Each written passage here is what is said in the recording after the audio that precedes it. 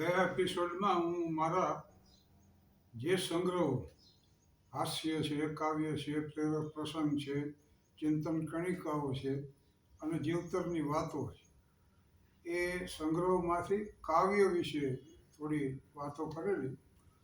અને ત્રિભુવન વ્યાસ, મેરુબા ગઢવી, ગોકુલદાસ રાયચુરા વર્ષો પહેલાં મહાદેવભાઈ સાહેબ અહીં હતા મેનેજર પરશુરામ પોટ્રીના, ત્યારે આવેલા. અને એમની ધન્ય સૌરાષ્ટ્ર ધરણી આ અણમોલ કાવ્ય છે. અને સૌરાષ્ટ્રની ભૂમિનું અને એના તમામ પાસાઓને આવરી લેતું આવું કાવ્ય.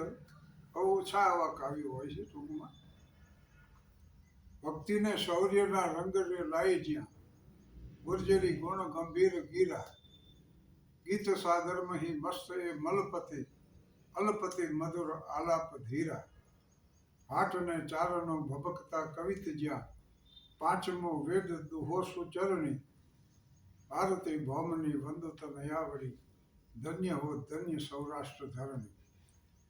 રસિક હરડા રસે મર્મ સુખ મંડળે, માનવી મેઠડા પ્રેમ ભીના, પાણી જ્યાં આકરા મર્દની મૂછના, લલિત લાવણ્ય જ્યાં સુંદરીના.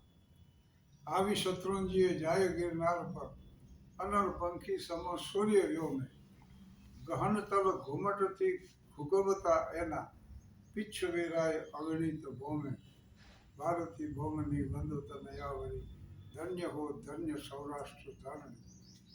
એક તો જેને કાવ્યો વાંચવાવાળો વર્ગ નામશેષ થતો હોય, બીજું કાવ્ય કંઠસ્થ કરનાર એવો વર્ગ એ બહુ ઓછો છે. પણ એટલું ખરું કે હજી કાવ્યો રજૂ કરો તો સાંભળનારો વિશાળ વર્ગ છે. એ એક સારી બાબત છે. આમાં એક પંક્તિ આવે છે, પાંચમો દેહ દુહો સુચરણી. દુહાને 10મો વેદ ગણવામાં આવ્યો છે. અહીં ત્રિભુવન વ્યાસે 5મો વેદ ગણ્યો છે. પણ એની અસર કેવી અને ક્યાં થાય છે? એક જમાનો હતો ખાનખાના રહીમનનો, અને એ સોના મોરનો દાન દેતા સવારનો પોર, અને એ પાછું આમ નીચું જોઈને દેતા. એટલે કવિ ગંગે પૂછ્યું કે શીખે કહાં સે નવાબ જો ऐसी દેની દેન, જ્યો જ્યો કર ઊંચો ધર્યો ત્યો ત્યો નીચે લઈ. આ હું ક્યાંથી શીખ્યા એમ કે જેમ જેમ તમે દાન આપો છો એમ નીચું કેમ જોવો છો? એટલે રહીમને કીધું કે देने वाला और है, भेजत है दिन रात, लोग भरम हम पे धरे, तासो નીચે में. એવા વાળો તો ખુદા છે, માલિક છે. એટલે એ આપે છે ને લોકોને એમ લાગે છે કે હું આપું છું, એટલે હું નીચું જોઈ જાઉં. આવી જેની સ્થિતિ હતી, એ રહીમનો તમામ માલ મિલકત જે કંઈ હતું એ જપ્ત કરે એવું જાગીર એનો વિરોધી ગણતો હોય અકબરના શાસનમાં. અને એ રહીમને દર દર ભટકવાનો વારો આવ્યો. છતાંય જે માંગનારા હતા એ લોકો તો એની પાસે આવતા જ હતા. એકવાર એક બ્રાહ્મણ આવ્યો અને એને કીધું કે મારે દીકરીના લગ્ન કરવા છે, અને હું તો નિર્ધન છું, હાવ અકિંચન છું, મને કાંઈક સહાય કરો. એટલે રહીમને કીધું કે યહ રહીમ દર દર ફિરે, માંગી મધુ કરી ખાય. યહ રહીમ દર દર ફિરે, માંગી મધુ કરી ખાય, યારો યારી છોડ દો, વહ રહી મગનાય.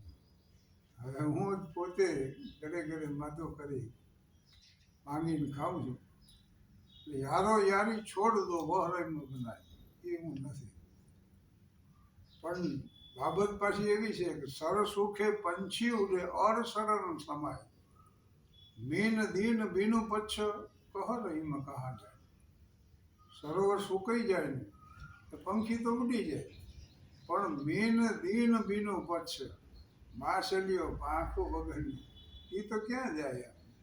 એટલે જે આશ્રિતો રહ્યા દાન મેળવવા વાળા એ તો પછી દાતાઓ પાસે જ જાય.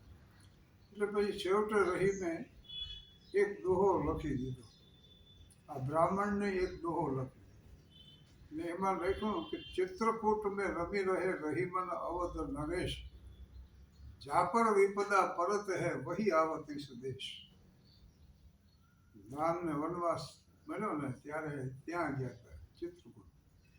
આ સંદર્ભ આપ્યો અને બ્રાહ્મણને કીધું કે તું પહોંચી જા ચિત્રકૂટ, રેવાના મહારાજાને આ દોહો એમને જ જ્યારે મળી તો મંચાવ.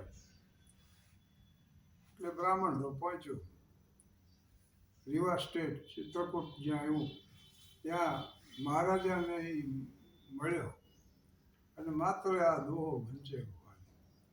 મહારાજાએ દોહો વાંચ્યો, चित्रकूट में रमी रहे रहीमन अवध नरेश, जापर विपदा परत है वही आवत देश. શું અપેક્ષા છે આપ બોલો ભૂદેવ. એને કીધું કે બે દીકરીઓના લગ્ન કરવા છે, અકિંચન સુખ નિર્ધન, મારી પાસે કાંઈ નહીં, 1000 સોના મરોની થેલી આપ. આ અસર છે આ દો પાંચમો વેદ. બુંદેલખંડના રાજા છત્રસાલ અને એના ઉપર ગુજરાતના બાદશાહ આક્રમણ કર્યું. છત્રસાલ પોતે જ 52 યુદ્ધના વિજેતા હતા, એ શૂરવીર યોદ્ધા હતા, પણ અવસ્થા આપી ગયેલી વૃદ્ધાવસ્થા, અને એની પાસે બીજું કંઈ સામનો કરવા જેવી હતી નહીં લશ્કરી ક્ષમતા. એટલે બાજીરાવને એક જ દોહો લખીને મોકલ્યો અને એમાં એટલું જ લખ્યું કે જો ગતિ ભઈ એ ગજ કી वो गति बही आज, बाजी जाए बुंदेल की लाखों बाजी लाज.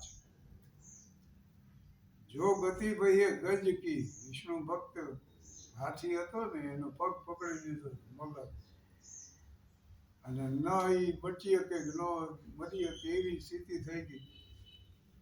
આવી હાલત હતી. ગજ એ સંદર્ભ આપ્યો કે જો ગતિ ભઈ થી ગજ કી वो गति बही आज, બાજી જાય બુંદેલ કી રાખો બાજી લાજ. અને બાજીરાવે હુકમ કર્યો લશ્કરને, બુંદેલખંડની તરફ રવાના થયું. બાજીરાવ પેશવાનું લશ્કર રવાના થયું, ખબર પડી અહીંયા સુલતાન બહાદુર શાહ ભાગી ગયો મૂકી બધું. અને પછી વિજયની મહેફિલ જમાવવામાં આવી. એના માનમાં વિજયની એક મહેફિલ યોજવામાં આવી અને એમાં મસ્તાની નીકળી બાજીરાવની પ્યાલી મદ્યપાન માટેની, અને મસ્તાનીએ શરાબ રેડ્યો એમાં.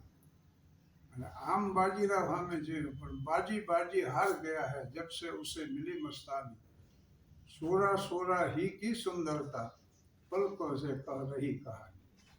આમ તો બુંદેલખંડના મહારાજા છત્રસાલની એક મુસ્લિમ દાસીનું જ સંતાન, એટલે મસ્તાની પુત્રી જ હતી. પણ છત્રસાલને આ ખ્યાલ આવી ગયો એટલે બાજીરાવની સાથે મસ્તાનીને વળાવીને, બાજીરાવ મસ્તાનીની કથા તો જગ જાહેર છે, પણ એમાં વાત આટલી છે, આ દોહો 10મો વેદ એનું એક ઉદાહરણ છે. તો કાવ્યો જે છે ને એક બે પંક્તિમાં ઘણું કહી શકાય. સાજણ તમારા સ્નેહમાં સુકાણા હમ શરીર, એક બાપે નૈણા ન શક્યા એ તો ભરભર લાવ્યા ગીર. સજન ગયે બિછડ કે દઈ કલેજ દાગ, જૈસે ધૂણી અતિથ કી જબ ખોલો તો બાગ. સજન તમારા સ્નેહમાં સુકાણા શરીર. હવે આવી પંક્તિઓ જે છે એ બબે પંક્તિઓ જ હોય છે, પણ એમાં ઘણું ઘણું આવી જાય છે. એટલે મારો એક સંગ્રહ છે કાવ્યનો, અને એમાં મને જે કાવ્ય પસંદ પડે એની નોંધ કરું છું, અને એ પાછું મને સમય મળે ત્યારે કંઠસ્થ કરવા પ્રયાસ કરું. કારણ કે પુસ્તકસ્થા સોસા વિદ્યા પરસ્ત ગતમ ધનમ, કાર્યકાલે સમુત્પન્ને નશા વિદ્યા નતદ ધનમ. પુસ્તકમાં રહેલી વિદ્યા અને પારકાના હાથમાં રહેલું ધન એ સમય આવે કામ ન આવે. પુસ્તકસ્થા તુષા વિદ્યા પરસ્ત ગતમ ધનમ. મારા કાકા લખપતિ છે, પણ એ ટાણે ઊંચીના ન આપે ભાઈ. અને પુસ્તકમાં તો ઘણું જ્ઞાન છે, પણ આપણને જો ખબર ન હોય, કંઠસ્થ ન હોય, અને બોલવાનો સમય આવે ન યાદ આવે તો બધું નકામું. કાર્યકાલે સમુત્પન્ને નશા વિદ્યા નતા ધનમ. અને આ એના ચાહકો, કાવ્યના ચાહકો સુધી આ પહોંચે એવો આ વિનમ્ર પ્રયાસ છે. આભાર.